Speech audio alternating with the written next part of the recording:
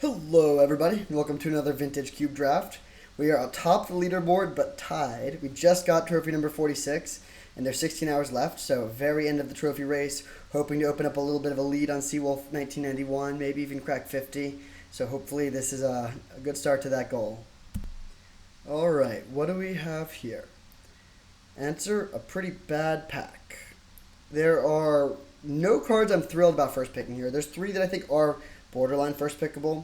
One is Fast Bond. This card is pretty busted. It's not going to be good in every deck, but if you build around it correctly, it can be pretty incredible. If you get like Crucible of Worlds plus Strip Mine, you can blow up all of your opponent's lands. If you play it with Upheaval, you can bounce all the lands, then replay them all. If you play it with Draw 7, just like land, Fast Bond, land, Time Twister, and then play like 4 more lands. Like, the upside of this card is pretty unreal, but it is very restrictive.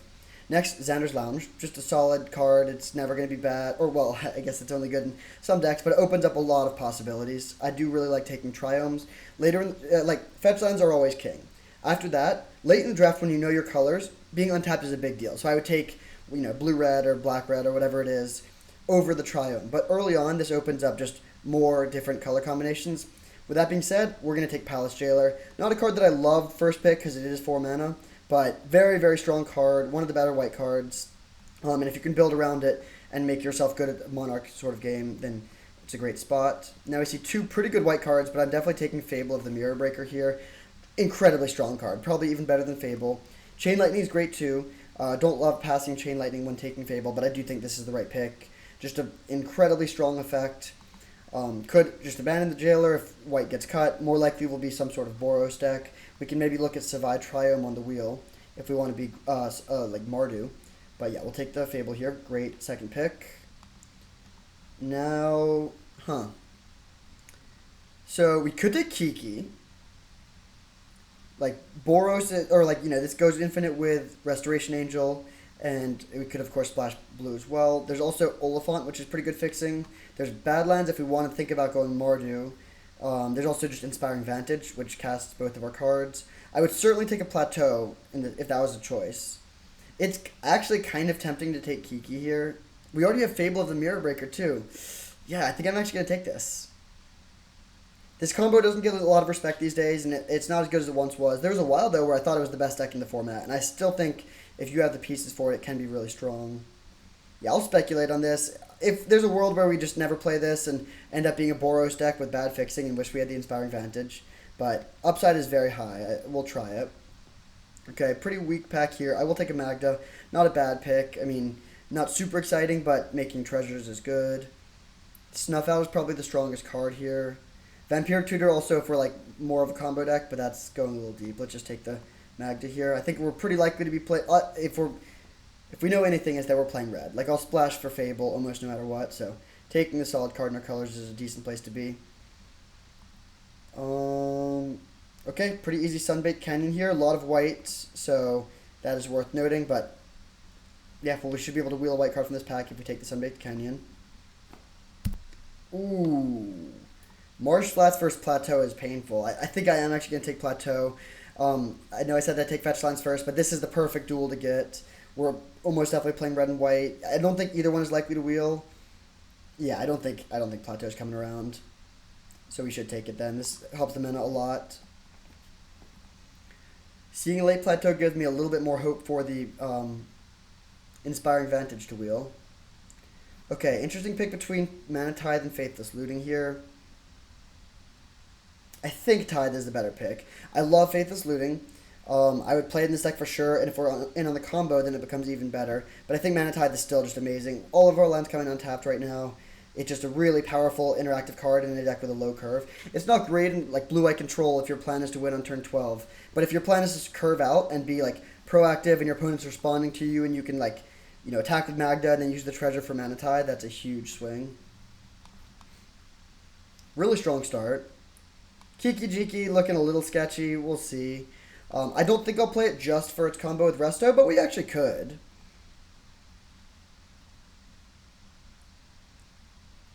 Yeah, it combos with this too in a weird way.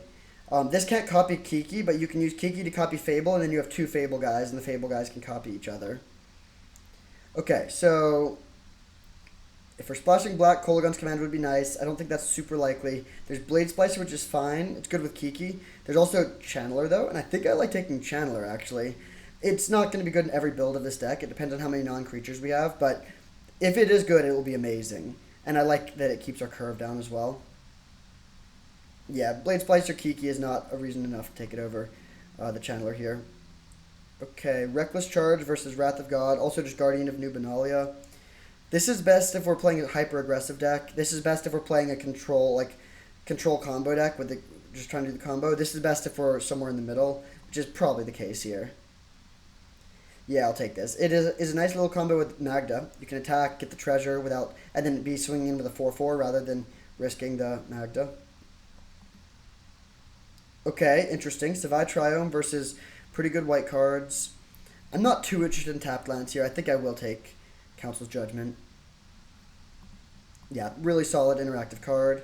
Now we see Badlands on the wheel versus Unexpectedly Absent. I think I will take the Badlands. Well, Absent is good. And we don't have any black cards. We just passed black fixing. Black is clearly pretty open, though.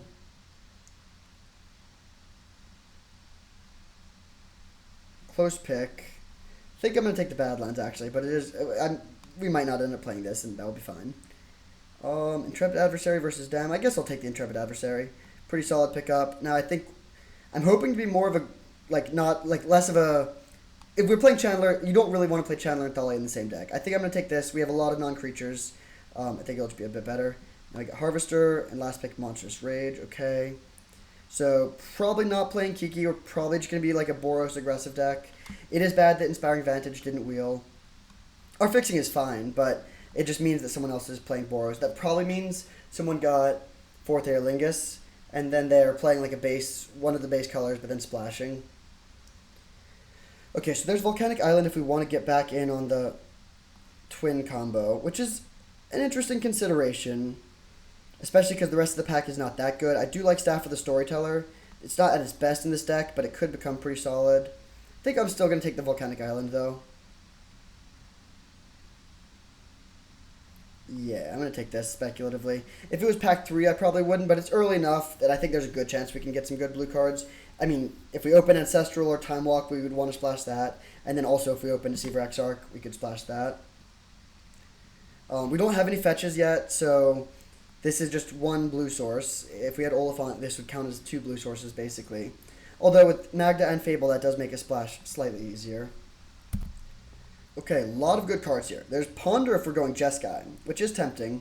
Also Fiery Confluence, which is just a broken card. Expressive Iteration as well if we're going blue, but I think I just want to take a Windswept Heath here. There's also Prismatic Vista, but being able to get a plateau in a deck that's playing Kiki seems pretty important.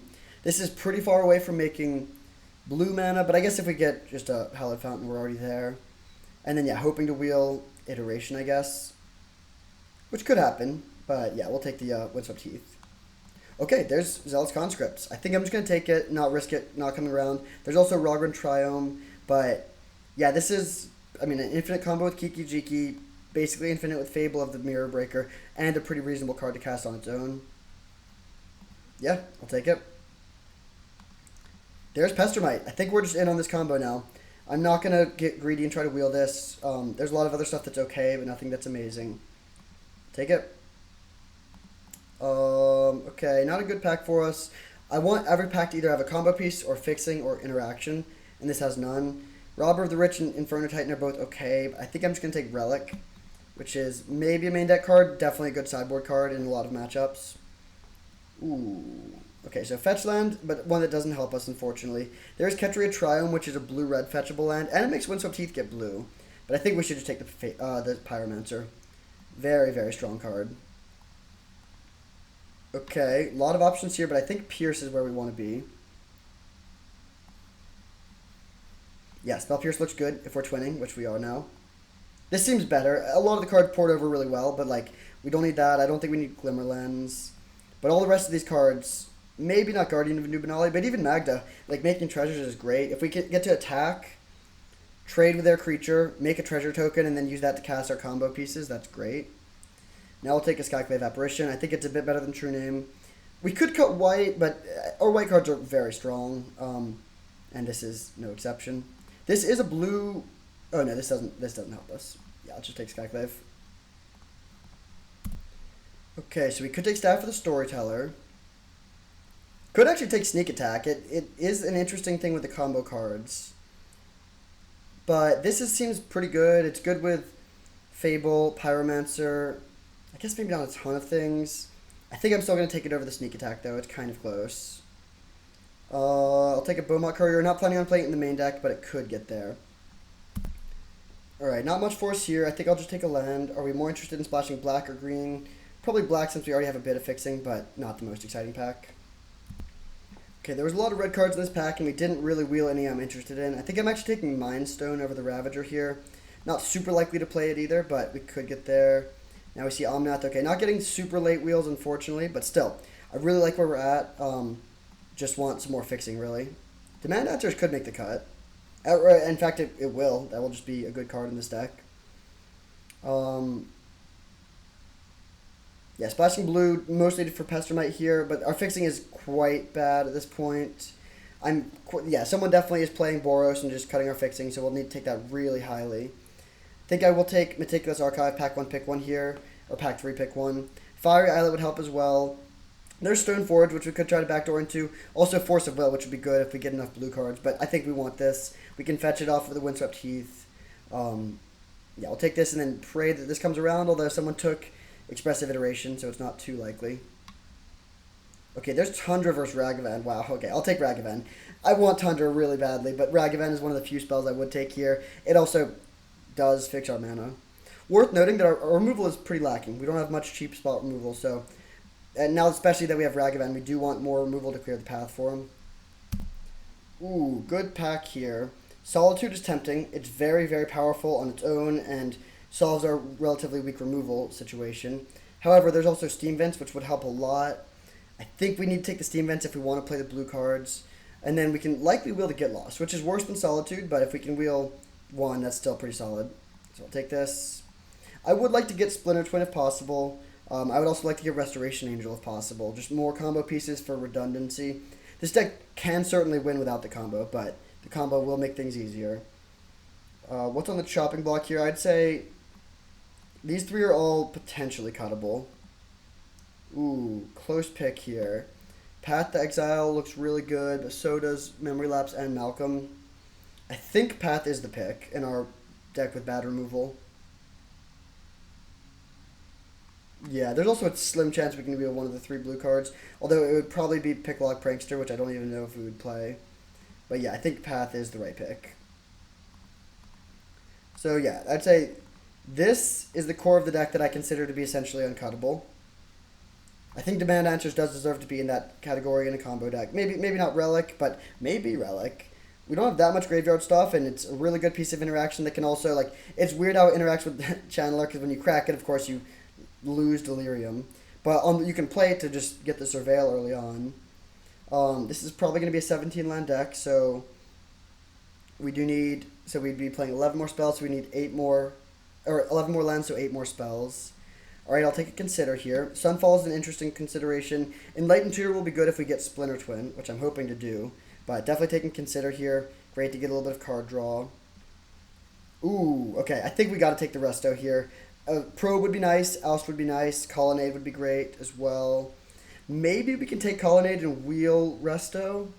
It's risky. This card doesn't normally come around, but there's 3 good white cards in this pack. I mean, 7 people will be taking... I just can't imagine someone taking Resto over Mother of Runes or Oust. It's risky, because this card is amazing in this deck. It's just an instant win with Kiki that's also really good with, like, all of these 3 drops. But Colonnade would help so much, and our fixing is weak. Yeah, I would take this. I would take almost no spell over Resto, but I think I'm going to risk taking the Colonnade and really hope this comes around. It's not like our deck falls apart without it, but it does become worse. Okay, I'm actually pretty tempted to take the Guardian Scale Lord here. This is a good combo. It can bring back our Kiki if they kill it. Yeah, nothing else here looks good. Let's take the Scale Lord. Not a card I play in every deck, but I think it's good enough here. Now we can take Treasure Cruise, which does look solid, or Bauble, which is good with the DRC. They kind of do opposite things. I think I'm going to take the Bauble.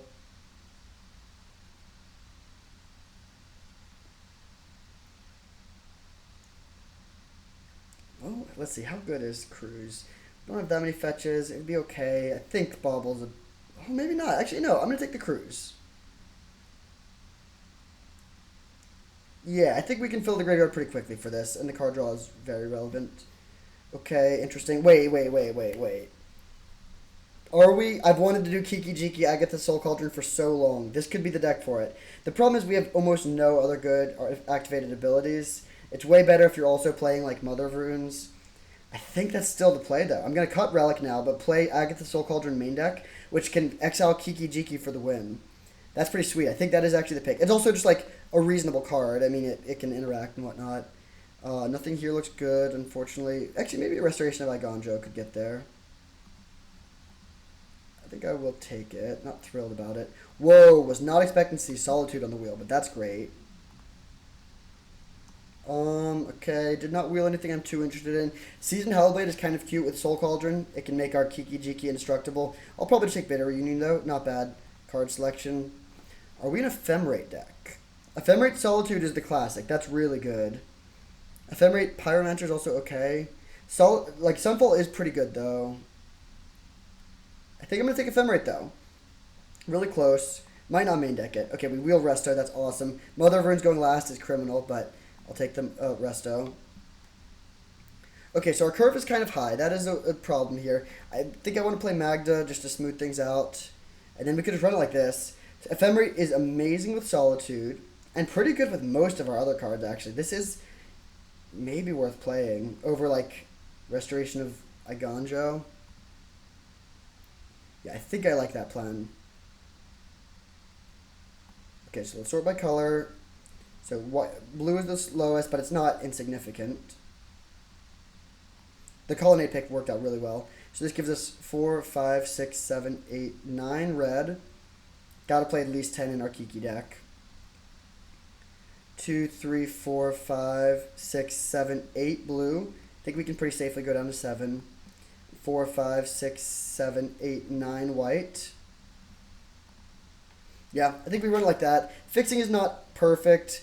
We have a lot of duels, but only one tri-land, which makes it a lot worse. Also no, like, Lorien Revealeds. But this deck looks awesome. Card quality is really high. The curve is a little high. That's definitely, like, the lack of cheap spot removal could be a problem against really fast decks. But I'm counting Ephemerate Solitude as, like, I mean, that's basically a one-mana board sweeper. Yeah, this deck looks so sweet. A lot of different angles of attack. We can win some games with just Ragavan Beatdown. We can win some games with, like, Skyclave Apparition into Palace Jailer, like Hate Bears. We'll, of course, win some games with the combo. Ephemerate Solitude can solo them. We can just play a little bit of a control game of just, like, you know, Pierce your thing, into Mana Tithe your thing, into Treasure Cruise. Yeah, just a really powerful deck. See you in round 1. Alright, we're on the play for round 1 with a playable hand. Not exciting. We have the budget mana base, but it's getting there. Do need a second white source, but, I mean, this is actually a pretty nice curve. Like, Skyclave Apparition in to flicker it, so we can interact, like, every 3 out of the first 4 turns, and then Scale Lord can bring them back. This is kind of more of a late game card, but it's actually really strong. I was kind of skeptical of it at first. Basically, any creature that costs more than 3, if it, like Hero of Bladehold is a perfect example. No end of the battlefield effect and no haste. So, I just think those are very rarely going to be good. But this basically does have an, or it does, actually. Just the backup ability is, like, more of a relevant end of the battlefield effect than I realized. If it just comes down, buffs your dude, pushes damage, like, often you can, like, play this, give your thing flying, kill their planeswalker, and bring something back while developing a threat. Ooh, very, very good that we're on the play. If we could not spell Pierce this, life would be significantly worse. Now they probably don't have a play, or at least less of a scary one. Alright, Plateau is a perfect draw. Maybe the best draw on the deck, actually, since we want more white and more red mana. No turn 2 play, not even a land. Okay, I'm not going to just jam the Skyclave. Let's just pass. I probably will jam Resto on turn 4, though, if we don't Mana Tithe.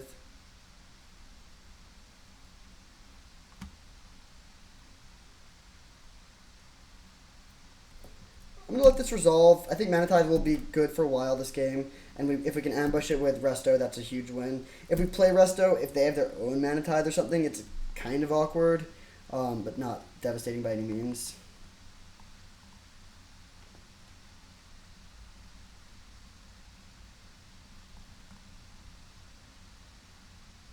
Get lost? Okay. Not the worst. Now we can play... That's interesting.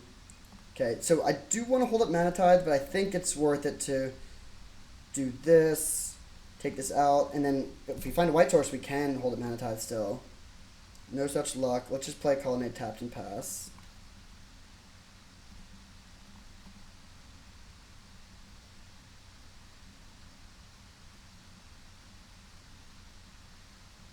They really need to do something here. If we get to hold up Mana Tithe, that'd be great. Ranger Captain of Eos. Alright. It's kind of annoying to get Novice Inspector. So I'm not going to play Guardian Scalelord here. We can't bring back Resto either way. Let's start with doing this. We could actually start hitting with Colonnade, funnily enough. Is that just the play? Huh. The other option is Map plus Soul Cauldron. I think that's actually better. Getting the Soul Cauldron into play so that we can grow our Colonnade next turn seems pretty relevant. Plus, just getting this going is kind of nice. Ooh, no, I won't put that in the graveyard. That's actually a perfect draw, or a perfect card to have on top, because now we can bring back the Resto. Wow, that really worked out. So, Guardian Scalelord. This is going to get flying, so we can attack in. Then we can get back Resto. And then Resto can flicker the dragon. Don't want to flicker this because it will lose its counters.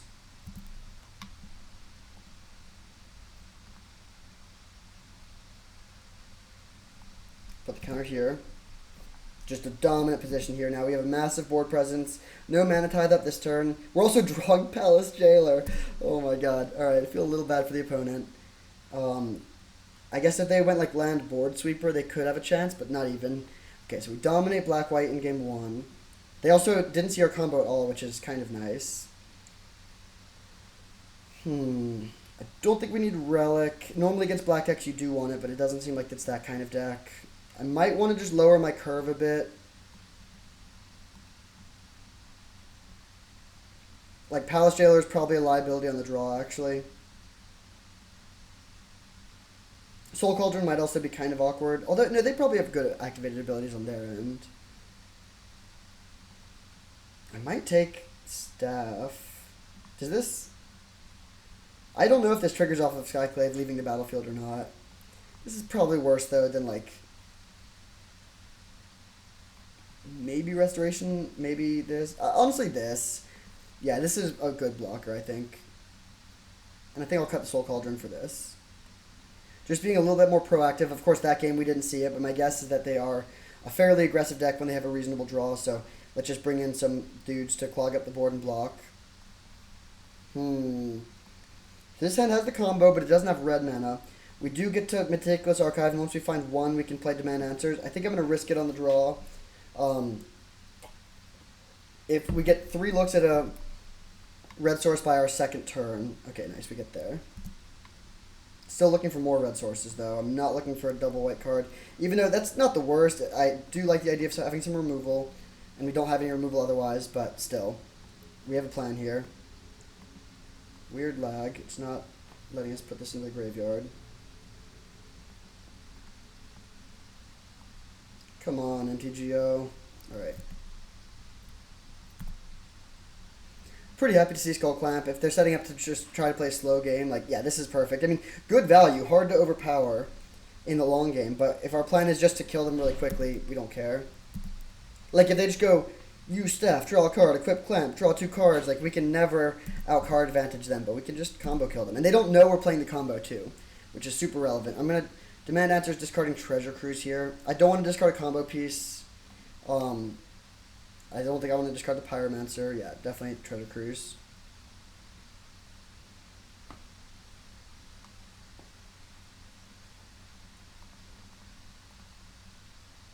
They might have left up Mana Tithe.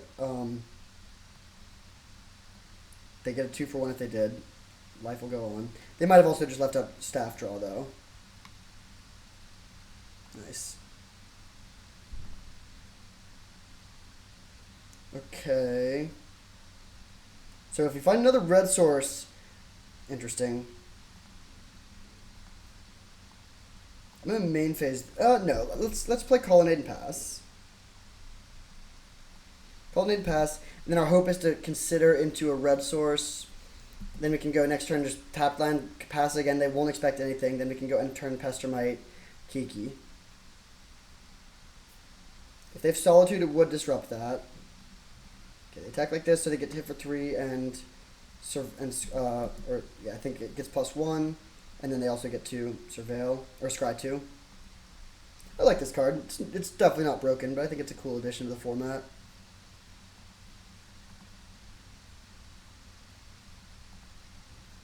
They went bottom top.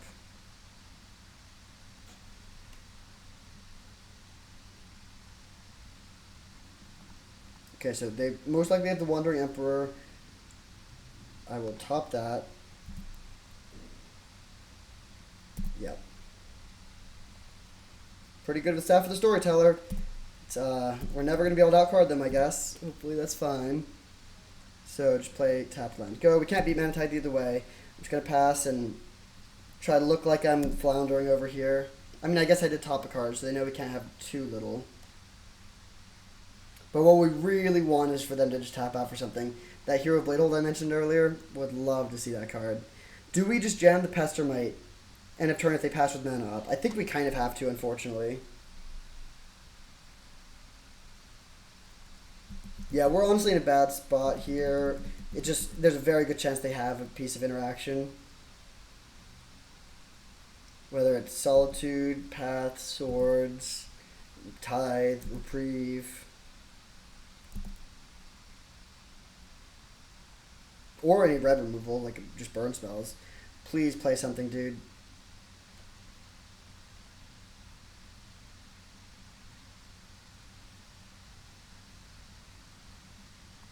Beautiful.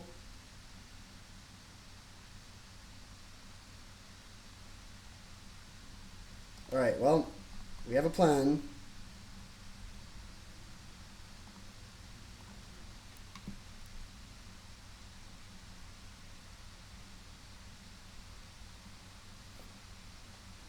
Looks like they do have to get lost. Okay. All is not lost, though, so to speak. We still have another combo piece. So we can steal the Wandering Emperor, exile their Guardian.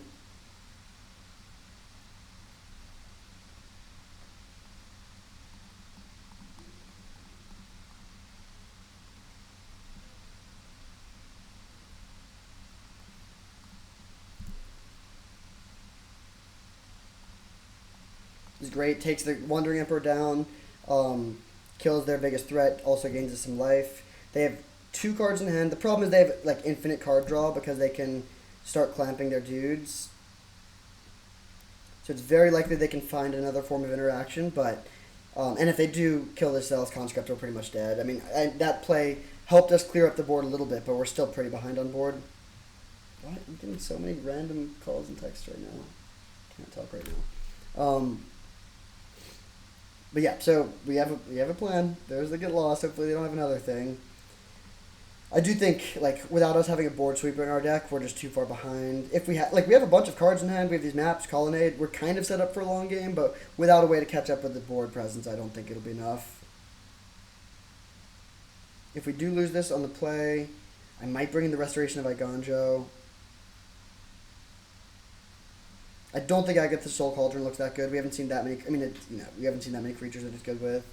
Okay, we take 7. A lot of damage. More evidence that it's now or never for the combo kill.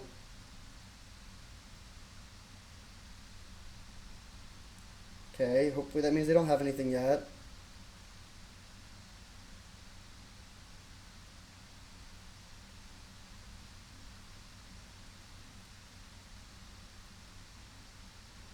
Our hand is, like, we really are all in on one thing here. I need to put my stuff on Do Not Disturb when I'm recording. Okay, do you have the Oust? Oust would be maybe beatable. Yeah, actually I think we could beat an Oust. They don't have it yet. Well, we can't beat as an instant speed way to break up our combo, but if we know that they 3 mana cap. Okay, so they might sack this to shut down Splinter Twin, but we have Kiki Jiki. They don't know that. But we should be good. I mean, we're dead to Solitude unless we top deck Mana Tithe. I don't think they have that, though. I'm pretty sure they're just hoping that this can stop us. And then they actually don't have lethal on board next turn, but they probably should still sack the Ranger Captain in our upkeep, which they do. Good play, but not enough here. Kiki-Jiki Mirror Breaker. GG.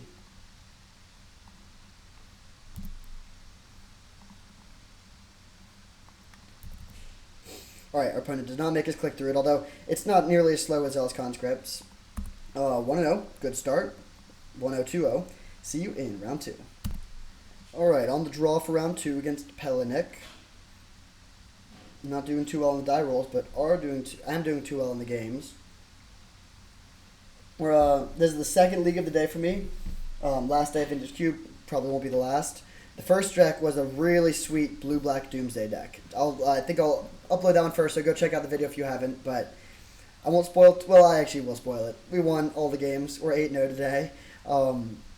Good start. Also fun to just do it with, like, these two combo decks, like the Doomsday combo deck that needs triple black and triple blue often, and then the twin combo deck that's playing 3 colors. We're not playing Cryptic Command, but that is that's the dream, to play your Cryptic Command Kiki-Jiki deck with a blue-red filter land. Hopefully opponent joins us soon. Alright, after a couple minutes of debating, our opponent decided to play first. I'll keep this hand. It has some problems. We only have 1 red, so Kiki-Jiki's a long way away, but I still think it's definitely a keep. Also, just Pestermite Resto could win as a tempo game plan in some matchups. Okay, I'm going to play Plains here. I was planning on playing Volcanic Island, although there's an argument to saving the red source in case they have Strip Mine. But I think this is these are both great counters to have in your opening hand, but I think Tithe is a little bit more flexible. We can counter like Dark Confidant here, or Deep Cavern Bat. I think I will expose the Volcanic Island here. It sucks if we get Wastelanded, but I like getting the red source into play. So we can play like potentially, Magda into Meticulous Archive on turn 3 or something.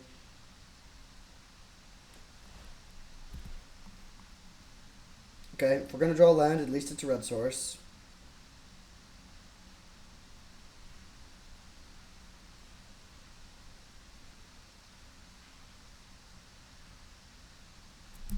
Yep. I don't think I can't counter that with Spell Pierce, but even if I could, maybe I would. Yeah, I probably would, actually. They wouldn't do this main phase unless they didn't have a 3rd land, so stopping that would be nice. Yet another reason why these cards are great.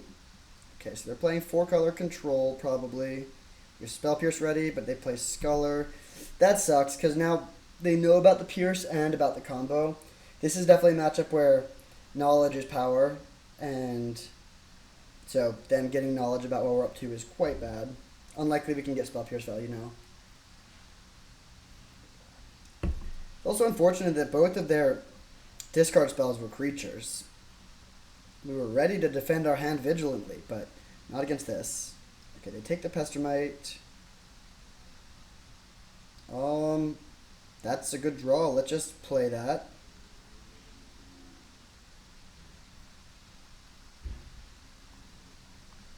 Yeah, I think there's a good chance they're playing some sort of graveyard shenanigans, so getting Agatha's Soul Cauldron down is great. Playing the Mountain because, like, I just want to have red sources in play. We play Meticulous Archive next turn. I don't want to have 3 non-red lands in play if I can avoid it.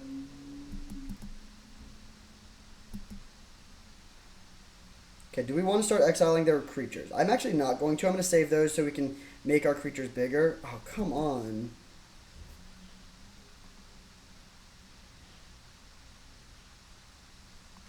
Okay. I'll exile the troll so they can't reanimate it. All their stuff is non-creatures. This Spell Pierce looking super awkward with all these tiny creatures that we just can't interact with. Into another creature, of course.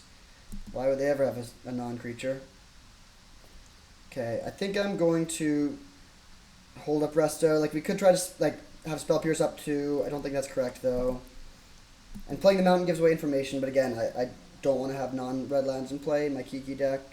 If they attack with everything, it's just like 100% that they have a removal spell, but I think I'm still jamming. If they attack with just that, that's a good sign, because that means they don't have the removal spell. So I'll take it. They can pump and hit me for 6, but okay, they just do 2.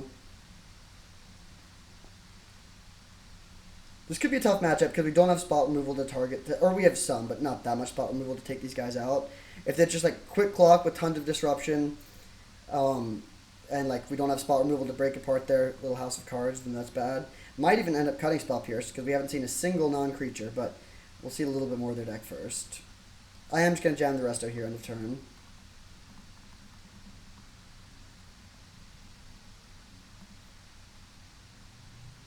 Kiki would be a hilarious draw. Like, I guess we would go for it. Ragavan seems bad, I think. Yeah, it's not the worst because we could, like, assuming they attack with Misery Shadow, we dash it. Trading with either one of their guys would be fine, but not that exciting. So I think I would rather dig for something better. Bad situation, though. I think we're, like, probably under 20% to win, especially having drawn another land there.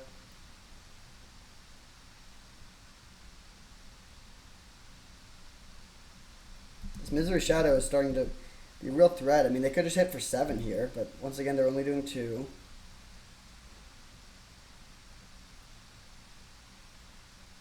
The One Ring. I don't think Spell Pierce is getting better than tapping him out here. The problem is, even if we top deck... Jesus. Even if we top deck Kiki, we don't win immediately.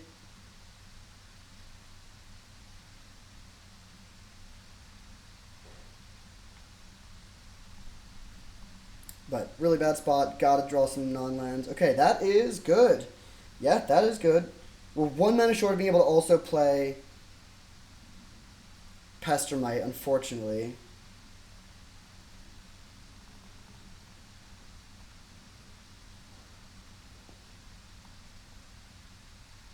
I think I'm actually going to take out... I'm just going to take out their Misery Shadow, actually. Bad spot, though, because it's very likely they'll top deck a removal spell and then become the Monarch, and things will fall apart pretty quickly. But we at least have a chance. Ephemerate. Oh, wow. That was an incredible draw. Okay. I'm not going to use it proactively. I'm only going to use it in response to their removal spell.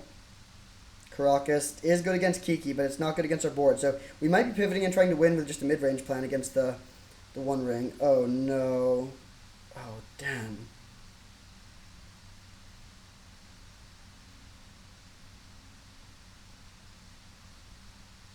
That sucks. Is that just GG?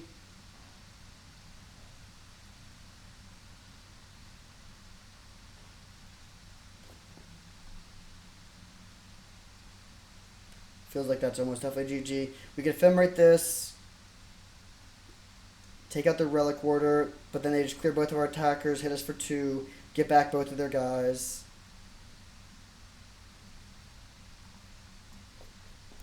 Very, very difficult to see a path to victory here.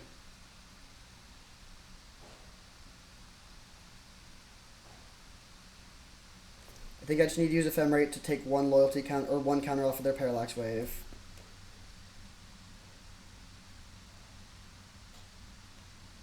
Yeah, this is a pretty brutal matchup, I think. Parallax Wave is tough to beat. So we take 4, they become the Monarch, they get back their guy. We're dead on board next turn unless we top deck something, but no creature works against the Parallax Wave. And they still have the One Ring going, so they win the long game. I don't think without a board sweeper in our deck there's anything we could draw here.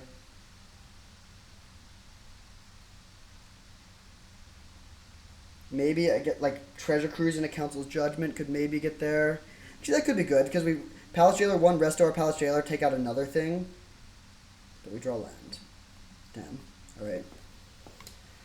So, undefeated match, a run ends with 8 games in a row. Hopefully the match streak continues, though. Do we want to make any changes? We have no cards that are good against what we've seen, really. I get the Soul Cauldron. I think I'm not going to play. Like, otherwise, now Leonin Relic Warder doesn't hit anything. Do we want to play Guardian of Nubenalia, Intrepid Adversary, Glimmerlens? Probably Guardian of Nubenalia. Yeah, I think we'll do it like this. Karakas is annoying too. We have 3 legends, including our the card that we're built around. Okay, I'm gonna keep this. Don't love that we don't have blue, but we have our other colors. We have Fable, which is probably our best card. We also have the Fable Resto combo is. Oh wait, no, that's kind of funny. It doesn't quite work because we flicker the Fabled, and then it comes back as Fable, not as Reflection of Kiki Jiki. It's still a pretty good combo, honestly. It just means you can be cycling through this forever, but it's not like a combo right there. And in general, Fable doesn't go infinite, but it kind of, like if you copy Zealous Conscripts, you can make a 3/3 for each mana you have at the end of their turn, then untap and do it again, which is essentially infinite. It's as much as you need, almost always. Okay. Pretty happy drawing a blue land there. Ready for Fable on turn 3.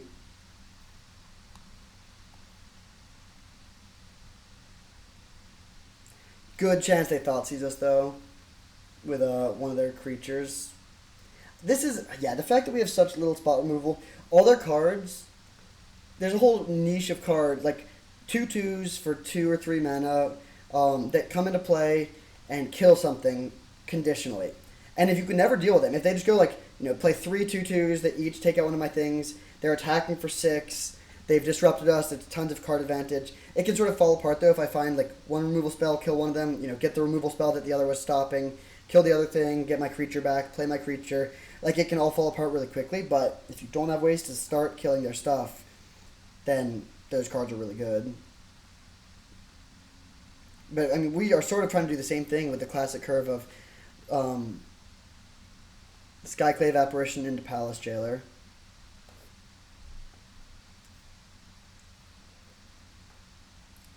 Long pause in our opponent's upkeep. Most likely they're just going to the bathroom, but they could be contemplating a Vampiric Tutor.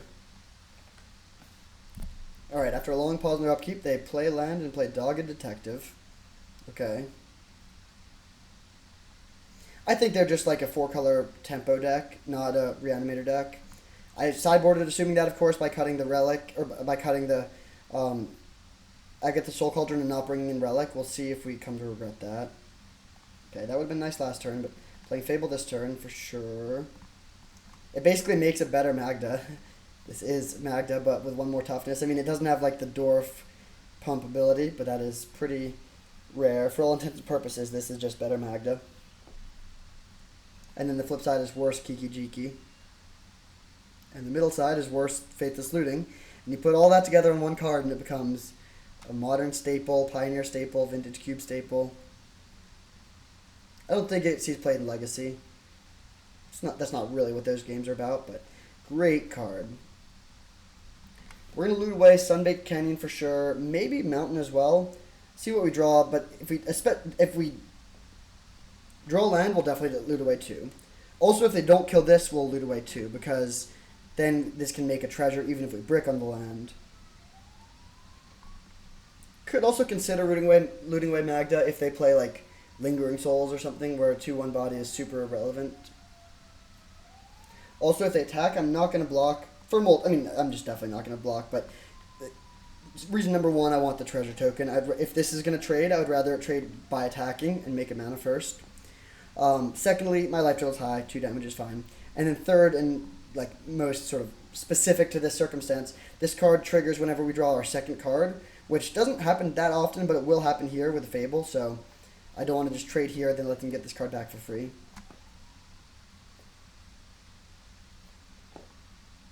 Opponent played kind of fast in game 1, but is playing at a snail's pace here. It was a fast game 1, so they're not really at risk of timing out, but still annoying.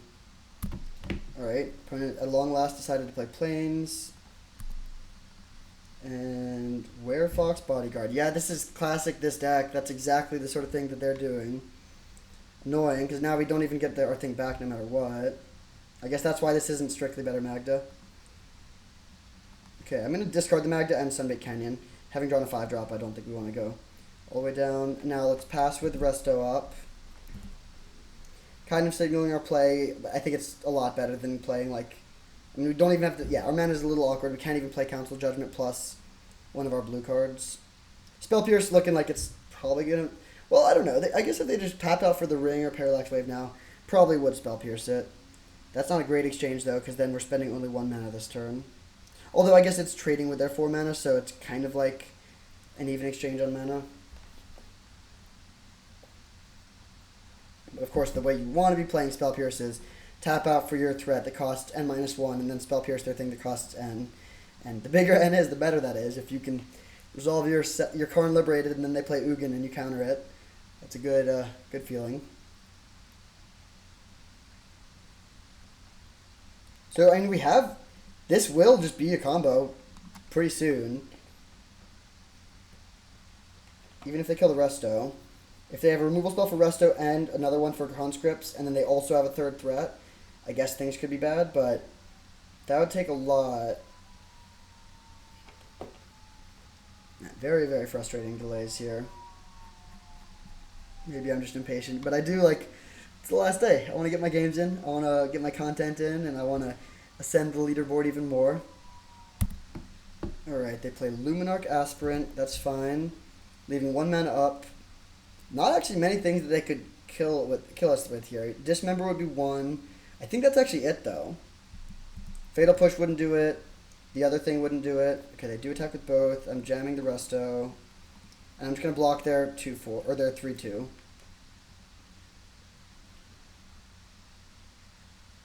No Dismember, please. Ah, damn. Yeah, literally the only card in the format that could have... I guess Snuff Out would do it too, but that sucks. So we take all this. Untap. Hopefully we draw land. We do.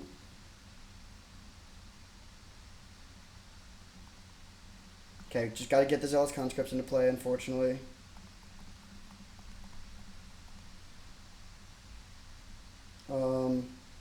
So we could steal their Luminarch Aspirant or untap our Colonnade. I think untapping Colonnade is better here. We're not going to have good blocks, but then we can combo in theory, and we have Spell Pierce up to protect it.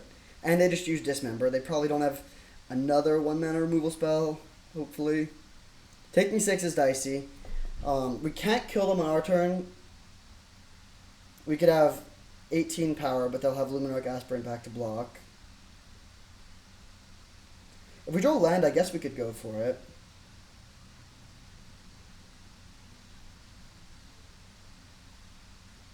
But also, if they don't have a removal spell, we're not desperate to kill them immediately. Like, we can have infinite blockers too, so we just pass, make a dude in their upkeep, have blockers ready to go. Like, the game is over at that point. So this is the key turn. I don't think they know... Yeah, they don't know about our Spell Pierce. Although they do know that we untapped our Colonnade.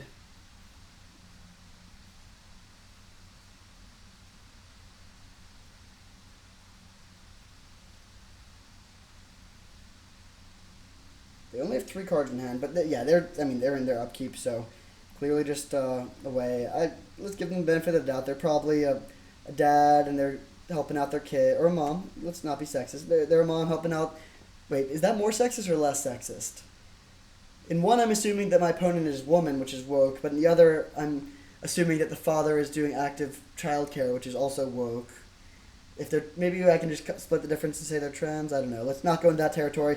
Whoever our opponent is, hopefully they're doing something productive and not just intentionally wasting my time because they hate me. They put a counter on the Werefox Bodyguard, so our Zealous Conscript cannot block profitably. Then they attack for 6, which is a lot of damage. We go to 6. If we'd stolen their Luminarch Aspirant, we would have a 4/4. They could put the counter on the Dogged Detective, and then we would take 2 less damage this turn. But at the cost of not having the blue land up, and I think I would pay 2 life to have this Colonnade untapped here. Just brutal. We even had the Spell Pierce up. Okay, so I think we're pretty dead here. I mean, maybe we can get back into it with some Palace Jailer sequence. Yeah, back to, 2 1-mana instant speed removal spells is just worst case scenario. Like, we even had Spell Pierce up to protect our thing if it was almost anything else. Consider. Okay, that's, I guess, exactly what we're looking for. They still have this Luminarch Aspirant thing going, but we have Council's Judgment, but I think for this turn...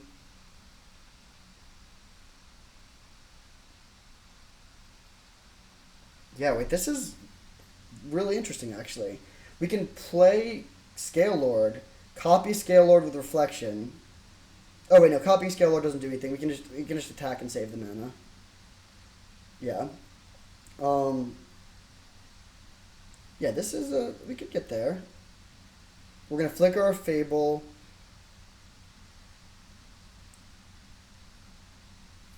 Okay, untap. Mana Tithe is an interesting draw. So we'll leave up blue-white. So we go Guardian Scale Lord.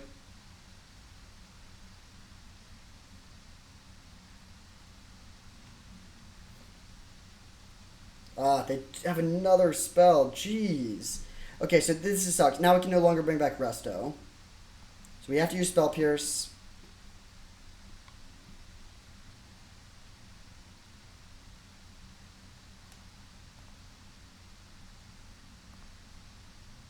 So let's put the counter here. Swing for 3, bring back Magda, and pass back like this. Triple 1-mana removal spell plus like even Werefox Bodyguard. This is probably among our worst matchups. If they just play Parallax Wave, obviously we're dead. They've been missing land drops, so there's a good chance they have a 4-drop. If they have nothing, we're in an okay shape. They can only attack us with 1 creature, then we can untap and Council Judgment plus Mana Tithe, and we even have the Scale Lord going to bring something back, like we can chump block with Magda and then return it. But good chance they just have Parallax Wave here, which would kill us. This is tough, though. It's going to be very, very hard for us to sneak the combo past them without Teferi Time Raveler in our deck. In fact, I might even cut the combo, but no, I think we just don't have a good enough control plan if we don't have the combo kill. Like, winning with Restoration of Igonjo is not going to be easier than winning with a combo.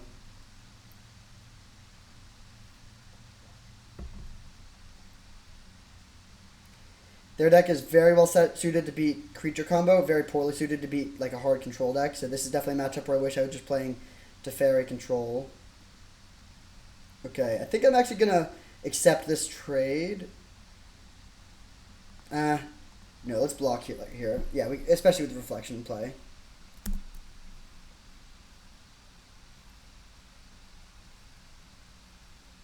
If we get to untap and copy our Guardian Scale Lord, things are looking good. 3 mana. Necromancy, bringing back Resto, Flickering Werefox Bodyguard. Brutal.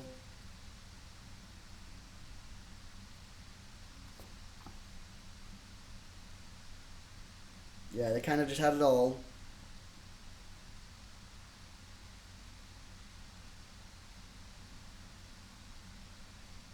Can we top deck something? Ha!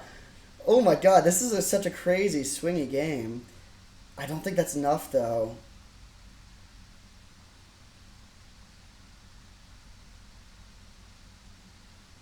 It's so close. I guess we're not dead on board either, though.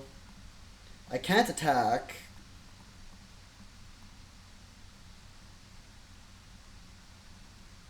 We'll copy attack. Yeah, that seems worse than just passing here.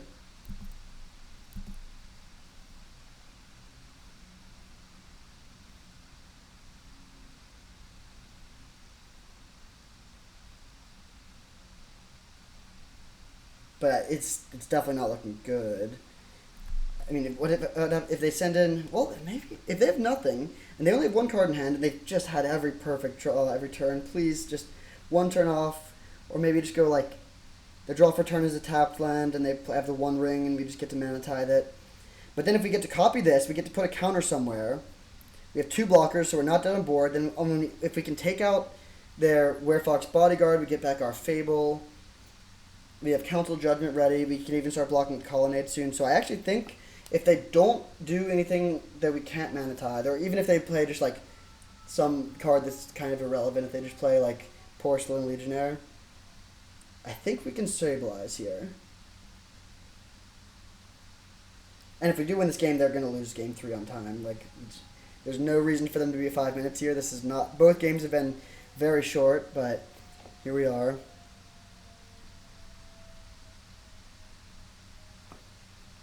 But yeah, say they... Okay, let's just think through our options, because it's going to be tough block.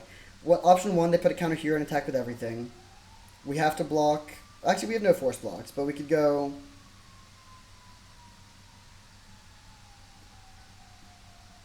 Guardian Scale Lord... We copy Guardian Scale Lord, which puts a counter on one of them.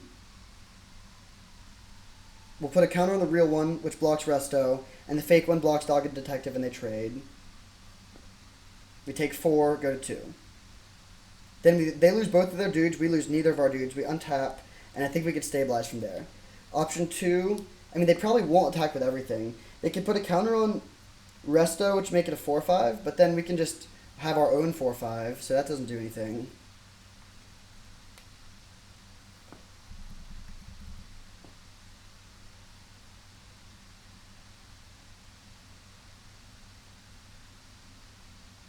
They put the counter on Resto, sure. Attack with both of these. Okay, this is totally fine. So we copy Guardian Scalelord. When it comes to play, we put a counter on the Guardian Scalelord. Then we go to blocks. These trade, or these bounce off of each other. These trade, but our thing was going to go away either way. So the result of this is we lose nothing, they lose their Dogged Detective. We are now soft to Collective Brutality or something like that, like maybe a burn spell if they have that, but they would have killed our Kiki if they had a removal for a small creature. Elite Spellbinder, okay, that's fine. We can't Mana Tithe it, but doesn't take out our count. I mean, we can still cast Council's Judgment if we want to.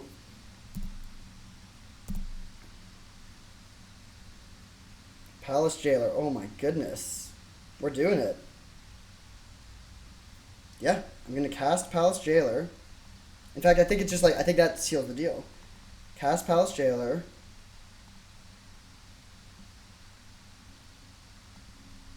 Taking out Resto, which we will get back.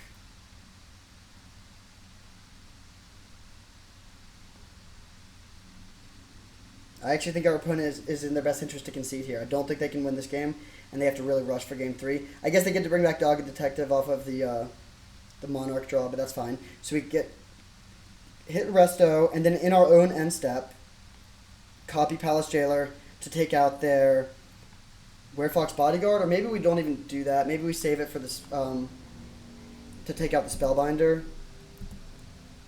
in case we're worried about them having a flyer.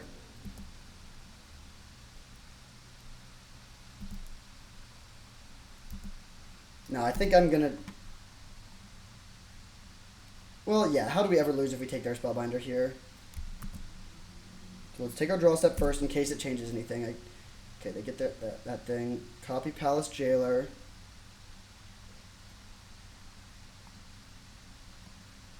Take out the Spellbinder. Now, even if they have a removal spell, we have enough blockers to stabilize. And then we can just keep on copying stuff with Kiki Jiki. Just Palace Jailer away their entire board. And they're only at 13, too. We can close out the game pretty quickly. They concede. Okay, crazy game. I can't believe we were able to win. They had, like, all the perfect draws to break up our combo. Then we had all the perfect draws to turn the corner anyways.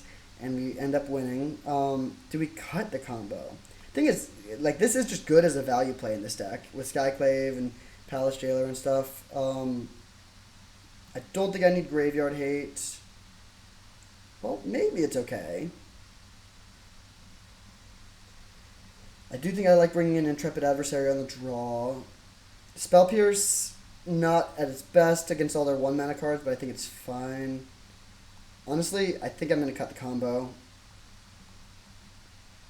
Yeah, I think I'm just going to go a little bit more, just like play the board consistent here. Could almost even cut blue at that point, but I don't think that's correct.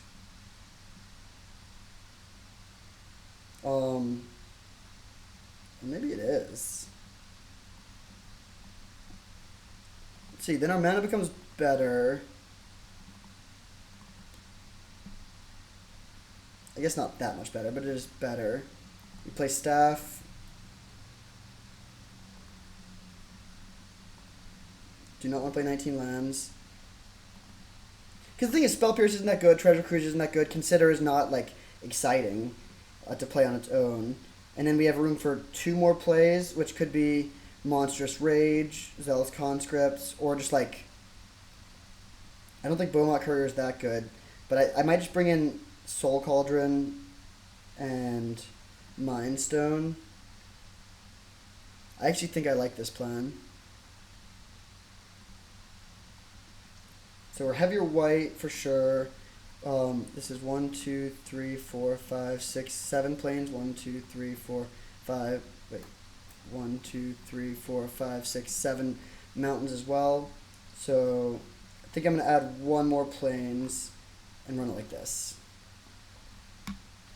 Interesting pivot. I think it's correct for this matchup, though. The combo is just going to be so hard to pull off, especially on the draw. Let's just be more consistent, play to the board, and just not die. I'm not, like, on full game plan timeout, but, like, if any opponent deserves it, it's this one.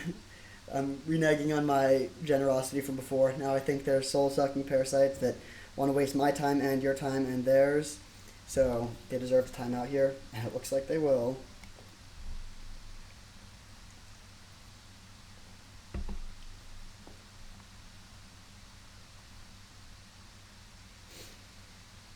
The really scummy move, if you just want to purely time out your opponent, is to play Relic because it makes them spend an extra second.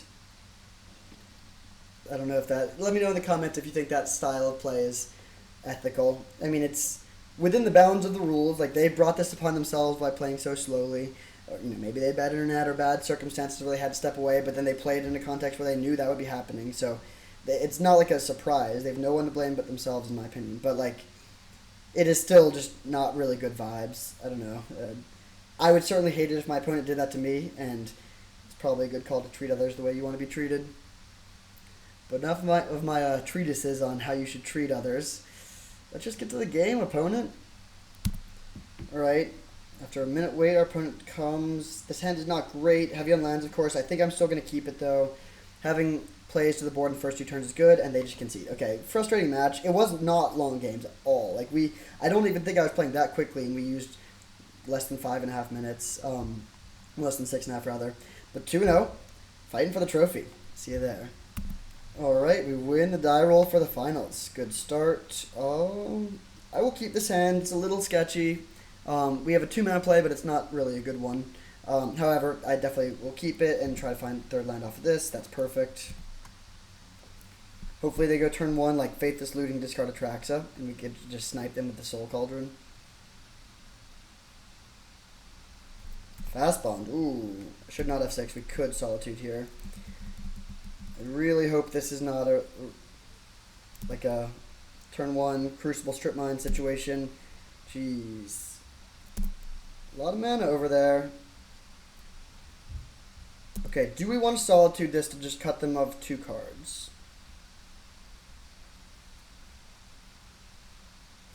I don't think so. I'm going to let them have it. It's not great, but it's 2 for 1 either way. And I do, I want to save the Solitude for a real threat. This is an insane turn 1, though, of course. They have 7 permanents in play on turn 1. Soul Cauldron, go.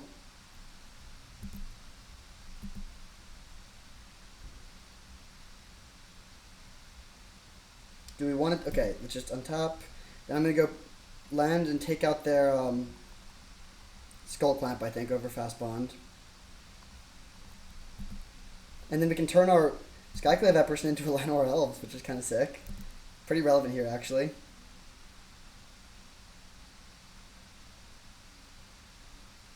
Wow.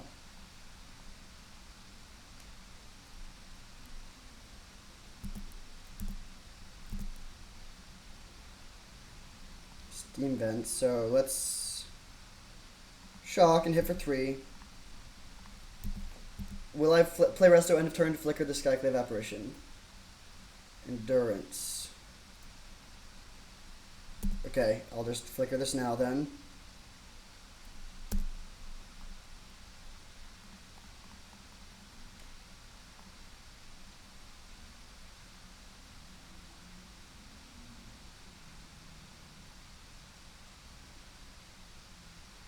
So we flicker this, we take out their endurance, they get a 1/1, that's fine. Notably, the 1/1 is not blue, which actually could be relevant if they are playing, or it's blue, not green, so if they have Green Sun Zenith, they can't fire it off now at least.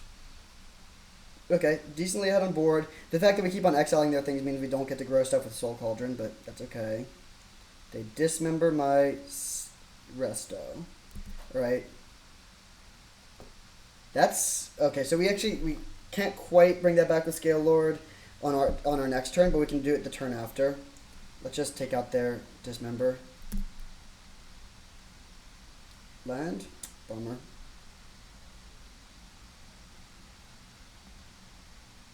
Just gonna play Magda and pass.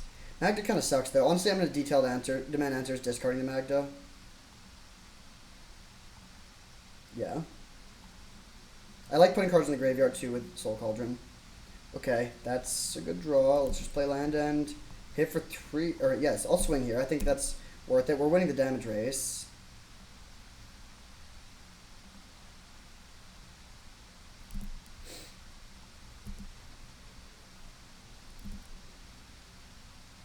So let's just try to hold Solitude in hand all game, so we're ready if they ever have a scary thing that we don't expect, but should be in a really good position here. I think I'm going to play Scale Lord first.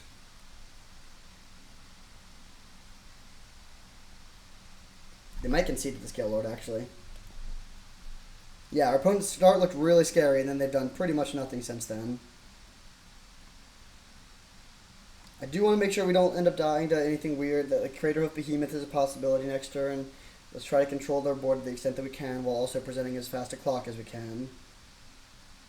They do have the Natural Order. Alright, we'll see what they can get.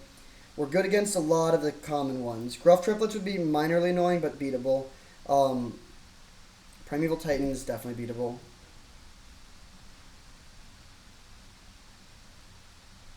We'll see what they get with it. If they're just getting basics, or I mean, I assume they. Okay, they do have Strip Mine, sure. Untap.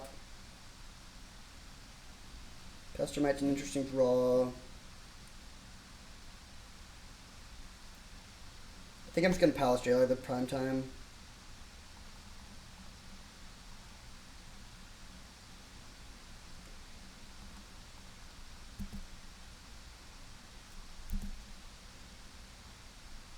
And I will actually attack here. Normally you want to be pretty conservative in these spots when you're the Monarch, and especially when they have prime time under their thing. Okay, they just chump block. So, yeah, we'll pass. We have Solitude if we need it. I really don't want to, but if they played Questing Beast, I would do it. Actually, maybe I wouldn't. Maybe I would just Soul Cauldron and then chump block. They have Woodfall Primus. Alright, so they can destroy the Soul Cauldron. In response, let's level up our Palace Jailer.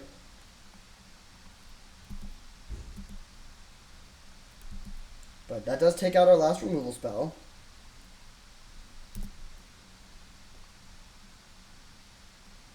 Good draw, still going for Solitude this turn. But now if they have a haste creature, they get to become the Monarch and they get to take back their Primeval Titan. So this is the key turn. They need like something massive here. We can block Questing Beast, but if they had like that other 4/4 Ulvenwald Oddity, that would be bad. If they just had Craterhoof, that would be kind of bad, I guess. But they don't top deck it that turn, so we take it down against Mono Green in round 1 or game 1. Weird deck for this. I mean, they probably do have Crucible Strip Mine combo, but playing Primetime in a deck where Strip Mine is your only good hit is a little dicey.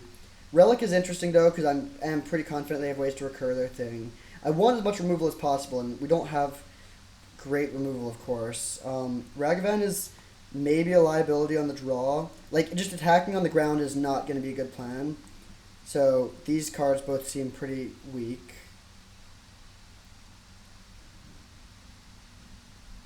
Yeah, I think I'll play the Relic, and I'll play Mind Stone. Do we want to play, like, the Restoration of Iganjo? Seems pretty weak. Staff of the Storyteller is okay. Maybe it's good. Over Relic. Yeah, I think I'll do that. And then we cut a couple red cards and brought in what? Staff plus Mind Stone. I think I'll... No, we still have triple red cards. Okay, I'll run it back. On the play, I may bring Ragavan back in, but that sort of effect, like, they're just going to have beefy ground creatures like Endurance, so I don't think those will be very good. Okay, good hand. If we draw Solitude, then we have Solitude Ephemerate combo. We have Mana Tithe available on turn 1. We can also just ephemerate Palace Jailer. Okay, they have another turn 1 fastball and draw.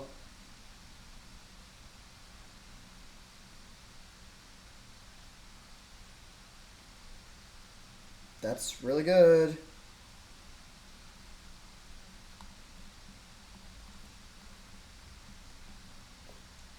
So our plan is to crack this. There's some tension between getting... I guess we should just get red. I mean, I do want to surveil. But if we find... If we get the blue-white land, we don't have double red for Seasoned Pyromancer. Maybe that's fine, because it's so important to find an answer to this quickly. Cavalier of Thorns on top. Wow. They keep it on top. So hopefully we can Mana Tide that. This is going to become just huge, though. Yeah, I think I'm going to crack this and surveil. It's close. Interesting. I think we do top this. Not many spells I would have topped there, but I think this is worth it. I mean, it's a 1-mana enter to their Sentinel. They're drawing Cavalier this turn, which we assume they won't have an answer to. Then our hope is that they crack the map. Oh, Endurance. Ugh. Okay, I'm going to Mana Tide this. Yeah, I'm going to Mana Tide this because we know they can't do their Cavalier this turn, and I don't think it'll be too hard to keep pace if they're doing that. But now we really, really hope they... Okay, they have Forest on top, so they get to play their Forest. They have Cavalier in hand and one other unknown card. They get to attack us down to 11, then make another map token. These turn 1 fastball in games are annoying. They've, yeah. Good draws. Skull Clamp on top. They should probably graveyard that here. I hope they keep it. They do graveyard it. Good play. Solitude will just win. Staff of the Storyteller is not good. Yeah, we're really constrained to white mana. That's a truly awkward draw. I think I'm going to path it this turn. It's not mana efficient, but I think letting them attack with this Sentinel again is just a little too bad.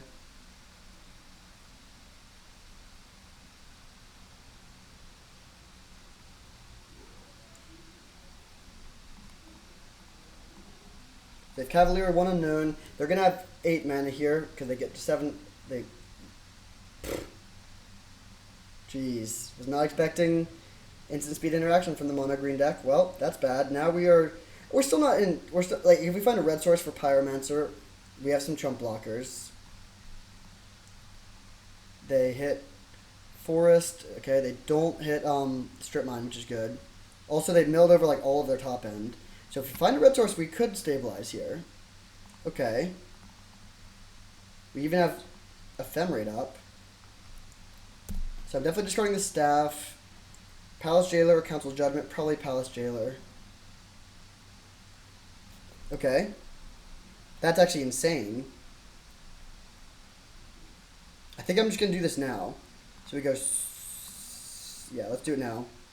Solitude, pitching Council Judgment.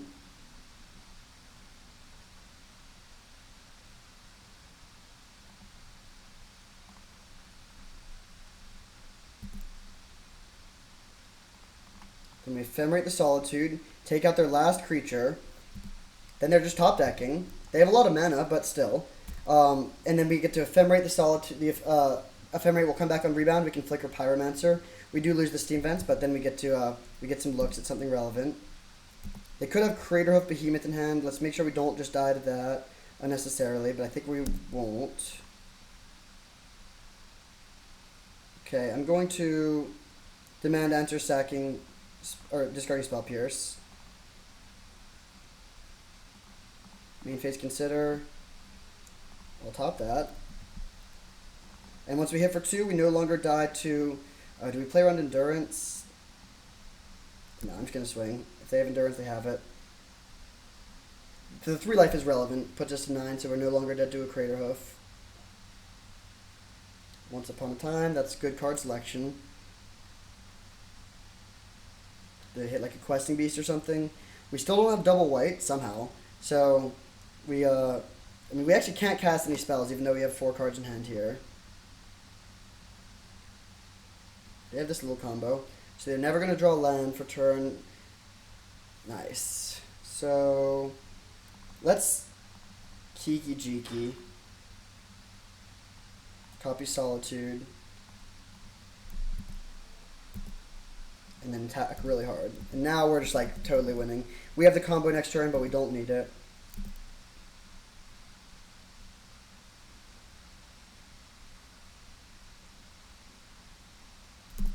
That will not do it, my friend.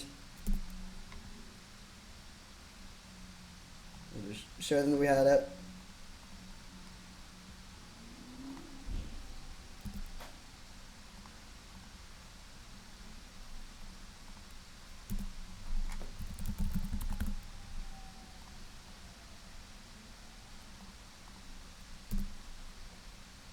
Alright, I think that was already lethal, maybe even more than lethal.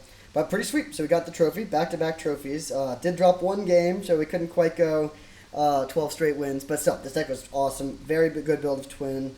We didn't have the card Splinter Twin, but we had Pestermite and Resto and Zealot's Conscript, so that's enough things that basically anytime we got Kiki into play, it would be enough to win. We also had Fable, which we never fully got going, but like it was a very real threat. Card quality was just high. We had like, Ragavan, Spell Pierce, like the Ephemerate Solitude thing was sweet. That won us the game. Palace Jailer won us the game. We never got the Agatha Soul Cauldron Kiki combo, unfortunately, but still, really awesome league. And it put us into sole possession of first place in the trophy race. Thank you for watching. I hope you enjoyed, and I'll see you next time.